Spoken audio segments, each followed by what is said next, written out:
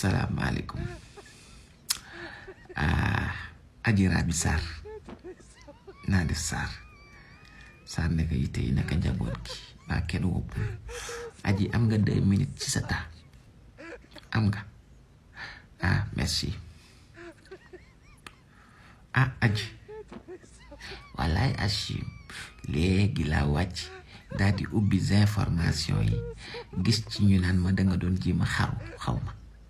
danga doon essayer suicidation def suicidation Adji danga doon essayer suicide Adji loolu mënul nekk de amoo ci autorisation wallaay Achim mënoo suicide tout de suite Adji dañuy nag xaw a am tuuti peine ci li nga xam ne décision bi nga xam ne moom nga nar a jël parce que au-delà de tout ce qui se passe dans ce pays nous ne pouvons que rester des humains te nit ki bu amee tuuti nite luy daw ci yaramam tuuti yërmande guy daw ci yaramam surtout envers les femmes da ngay xam ne nit ki bu demee bay jël décision xaru rek war nga koo yërëm nit nag lee koy pousser mu mën a xaru mu am désespoir total ci sa vie benn ñaar que la personne se sente délaissée et détestée par tout le monde maanaam nga dem ba jàpp ne ñëpp abandonné nañ la maanaam ñëpp dañ laa bañ loolu mën naa pousser nit ki ba mu xaru nit ku dem ba yaakaar ne sa vie n'a plus aucun sens plus de sens kooku it loolu mën na ko pousser ba mu xaru nit ku dem ba am un poids bu énorme ci boppam maanaam lu diis tegu ci boppam mën naa cee dem ba bëgg a xaru mais awa yow nu mu tudd sax noo tudd Adji Raby Adji wallaay Achim bu fekkee ne nit nga te nekk nit ku nite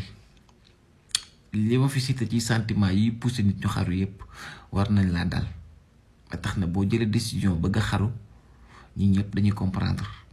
que c'est quelque chose qui est normal pour une personne boo xam ne tuuti nit nekk na ci yaramam mi ngi daw ci yaramam deretu gor mi ngi daw ci yaramam toq rek ba tax na dañ la ci mastaw parce que avant tout vous êtes une femme donc am na ci yenn yoo xam ne yenn poids yoo xam ne déjà man en tant que homme rek la dernière fois que j'ai pleuré ba xam ne yëg naa ne jooy naa mooy la dernière fois ba nga xam ne nit ki daa taxaw jàkkaarloo man accusé ma na ma yaa ma tooñ te mu leer ma ne maa ko tooñ jour boobu j'ai fondu de larmes dama jooy parce que poids bi ma tegoon noonu c'était incroyable waxuma la nag lu toll plus de 15 millions de Sénégalais avec plus de 70 familles endeuillées ñëpp jël tort bi nga xam ne si li nga xam ne si situation bi nga xam ne dëkk bi ci la nekk lu metti lu dal ci dëkk bi rek ñu jël ko teg ko sur la tête d'une seule personne mu yow c'est très très normal nga dem ba sentir que ne carrément y a un poids boo xam ne il faut nga libérer ko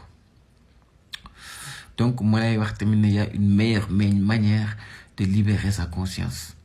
c'est de dire la vérité c'est de se confesser li tubaab naan se confesser il faut nga confesser wu boo leen gisee ci film tubaab dina toog ba yàgg dundam jaxasoo lool mu dem église dem ba ci ki nga xam ne moom pape bi ne ko je me confesse mon Seigneur je pense que loolu nga war a def fi nga toogoon wax accusé ba lii yépp xew mën ngaa toogaat foofu c'était juste des plateformes et des caméras devant une caméra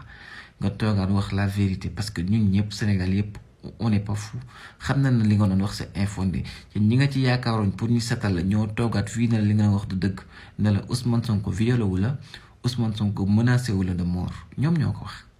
donc vous ne pouvez pas être la seule personne à avoir dire la vérité avec ton avocat là booy boobu El Hadj Diouf donc dara terewulaa toogaat ci devant les caméras woowaat leen ba ñëw nga ne leen li nga doon def erreur nga def lii la ci dugaloon lii taxoon nga def ko ay fen la woon ay nar la woon ngeen baal ma ci kàddu yi